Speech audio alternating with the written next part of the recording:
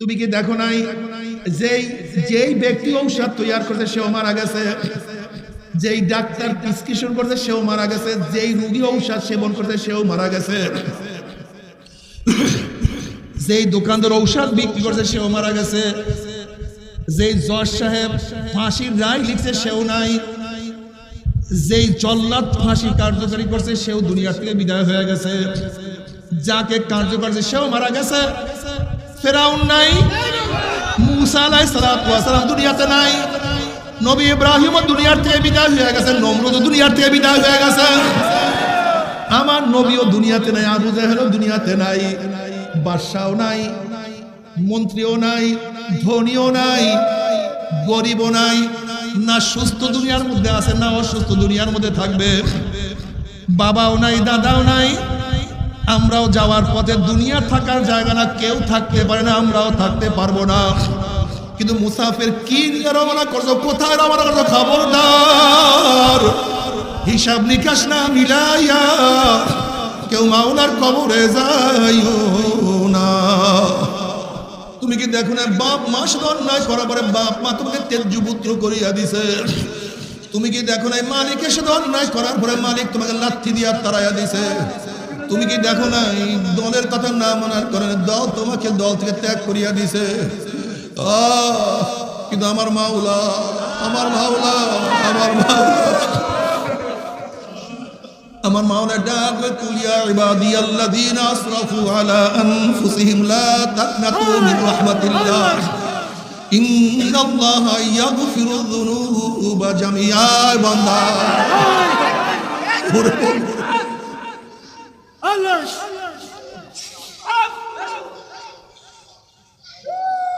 বান্দা আল্লাহ। হযরত হাসান বসরি রাহমাতুল্লাহ আলাইহি বয়ান করতেছিলেন, আলাম ইয়ানিল্লাযীনা আমানু আন তাকশা কুলুবুহুম লিযিকরিল্লাহ, এই আয়াতের বয়ান করতেছিলেন। হাসান বসরি রাহমাতুল্লাহ আলাইহির মতো লোক যখন বয়ান করে তখন মাজলিসের অবস্থা কি হইতে পারে? মুমিনের কি সেই অবস্থা এখন আসে না? মাওলার জিকিরে তাদের কলবের মধ্যে কম্পন সৃষ্টি হওয়ার, আলাম ইয়ানিল্লাযীনা আমানু আন তাকশা কুলুবুহুম লিযিকরিল্লাহ, মুমিনের কি সেই সময় এখনো আসে নাই? মাওলার জিকিরে তাদের কলবের মধ্যে ভয় সৃষ্টি হওয়ার, কম্পন সৃষ্টি হওয়ার সময় কি এখনো আসে নাই? এই আয়াতের বয়ান করতেছিলেন, মাজলিসের মধ্যে হায়বা সৃষ্টি হয়ে গেছে। এক যুবক, উদ্বান আমি এক যুবক লাভ দিয়ে উঠে বলে, হুজুর এমন কোন গুনাহ নাই যে গুনাহ আমি করি নাই, সব গুনাহই তো করছি, আমার উপায়টা কি হবে? এই অবস্থায় মারা গেলে মাওলা কি আমাকে মাফ করবে নাকি? লাভ দিয়ে উঠে চিল্লা দিয়ে বেহুশ হয়ে গেছে। হাসান বসরি রাহমাতুল্লাহ আলাইহি বলতে, যুবক তোমার কাছে আজরাইল আসার আগে যুবক তুমি তওবা করো। ও যুবক, আজরাইল তোমাকে থাবা দিয়া বসে, হাজার চেষ্টা করলে আর তওবা করতে পারবো না। অনেকক্ষণ পরে যুবক যখন হুঁশে আসছে, বলে হযরত এমন কোন গুনাহ নাই যে গুনাহ আমি করি নাই, মাওলা কি আমাকে মাফ করবে নাকি? হাসান বসরি রাহমাতুল্লাহ আলাইহি, যুবক কবরের দুই পাশের মাটি চাপ দেওয়ার আগে তুমি তওবা করো। হে যুবক, কবরের মধ্যে আগুন ধরার আগে তুমি তওবা করো।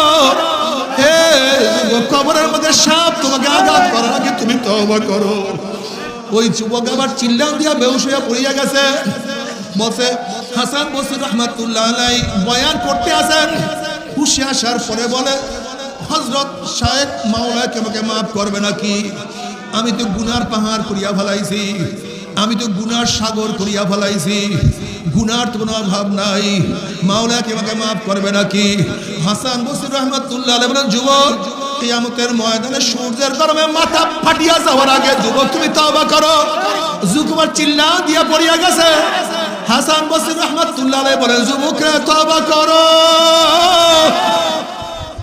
এখনো সময় আছে, তওবা করো, তওবা না করিয়া মাওলার কবরে যাইও না। এবার যুবক বলছে, হযরত আমাকে তওবা করান, আমি আর গুনার কাজের কাছেও যাব না, খালেস তওবা করান। ওই যুবক খালেস তওবা করছে।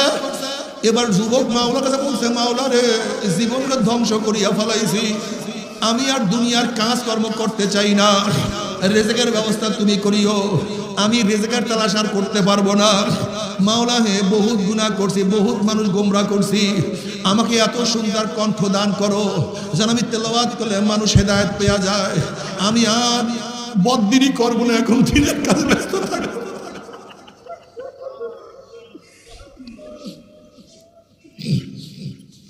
মাওলা হে, এই মেধা দিয়া বহু অন্যায় কাজ করছি, এখন আমার মেধার মধ্যে প্রখাতা দান করো, তেজ দান করো, যেন ওলামায়ে কেরাম যে বয়ান করবে আমি যেন সেই বয়ান স্মৃতি পড়ে আটকায় রাখতে পারি, আমি তো ধারণ করতে পারি। আমি তো সবসময় মাজলিসকে, জিকিরের মাজলিসকে আমি ধুলাই কারখানা বলি।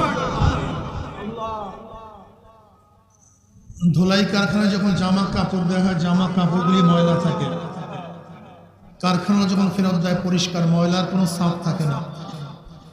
এখানে ঢোকার আগে আমলনামায় গুনার বহুত ময়লা ছিল, আল্লাহ পাক কবুল করলে মাজলিস থেকে বের হয়ে যাবে, গুনাহ সব সাফ হয়ে যাবে।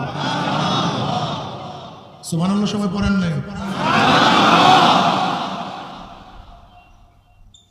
একবার সুবহানাল্লাহ পড়ছেন তো আমলনামায় 1000 নেকি লেখা হয়ে গেছে,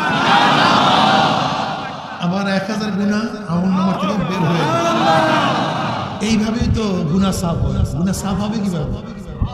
একদিক থেকে নেক ঢুকবে, ইন্নাল হাসানাতি ইউযহিবনাস সাইয়্যাত, নেক ঢুকবে, গুনাহ বের হয়ে যাবে। যখন ময়লা পাত্রের মধ্যে স্বচ্ছ পবিত্র পানি ঢুকাতে থাকবেন, একদিক থেকে পবিত্র স্বচ্ছ পানি ঢুকবে, অন্য দিক থেকে অপবিত্র পানি, ময়লা পানি বের হয়ে যাবে। ঠিক জিকিরের মাজলিসে নেক ঢুকাবেন আমলনামায়, গুনাহ বের হয়ে যাবে আস্তে আস্তে।